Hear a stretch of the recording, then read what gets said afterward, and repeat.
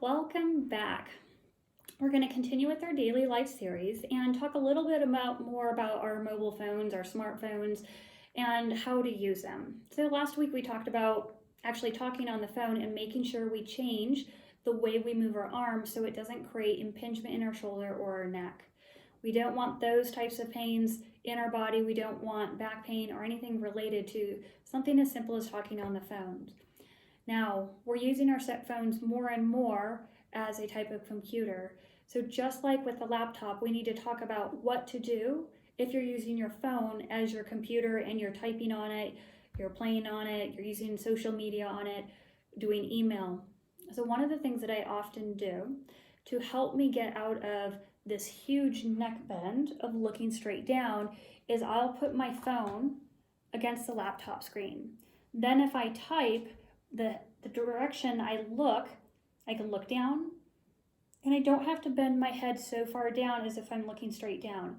This allows me to have a little bit more of my head in a neutral position and my neck in a neutral position, so I'm not crunching down. So that's one thing I do. It's a little bit awkward sometimes if you're typing, but it can be a much better way for your back and neck and shoulders than if you look straight down. So obviously we're going to spend a lot of time looking down on our phone.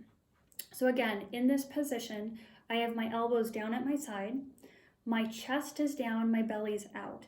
If I have my chest up and I pull my shoulders back, it's going to create more strain on my neck. You can already see my neck muscles pop.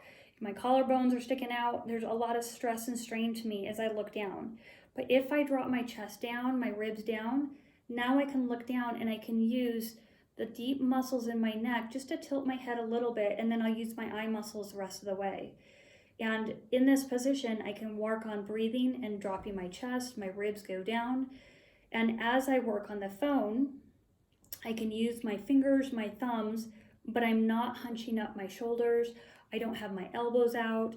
I'm very careful to make sure that as I'm working and typing on the phone, I'm not hurting my body anywhere else.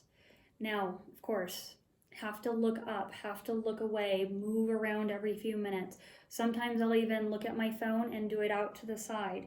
So again, if I do that, I'm going to move my arm out, my elbow comes out, I'm not hunching that shoulder up. It is so important to be able to do this and type on the phone and do it that way instead of hunching up.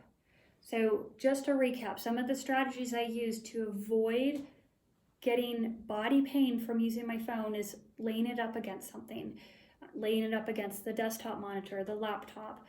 If you're looking down, make sure my elbows are resting at my side, my chest is down, belly's out, and then every once in a while I'll lift up as well. So I'm always constantly changing positions on when I'm performing any activity. I don't want to become so ingrained in it that my nervous system ramps up. Because I guarantee when I start typing and if I'm communicating with someone, I'm not always conscious of my body. So I want to make sure that my setup of my body is ideal before I start typing. And then after I'm done typing, I can move around, take note, make sure that I didn't get myself in a position and stay there for a long period of time, especially if it's one that disservices my body. So if you're doing that, and also consider your thumbs and which fingers you use. So there are times where I'll use my thumb, and after I do that, I rest my hand. Sometimes I'll use my fingers. So I try to alternate it because there are many conditions where you get tendinitis or tendinosis in the thumb muscles or in the fingers. You can get trigger finger, where the tendons are going to snap a little bit as you try to bend your fingers. We don't want that to happen. So as you're doing stuff with your phone, keep your hand relaxed. And then use your thumb when you need to, and then let it relax. Same thing with your other hand. If you're going to type or do both hands, then let them relax. Having that break in between using it will give you and your nervous system a chance to calm down. The important part is when you go to use your muscles, they can then relax. But also that the sympathetic tone, that fight or flight emotional response that tightens up your muscles, we want that to calm down as well.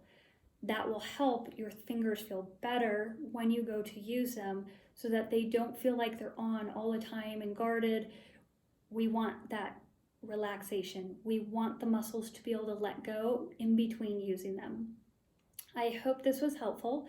If anything didn't make sense or if you want more information, please reach out to me, Amy, A-M-Y, at paberinstitute.com. That's P-A-B-R institute.com. I'd love to hear from you.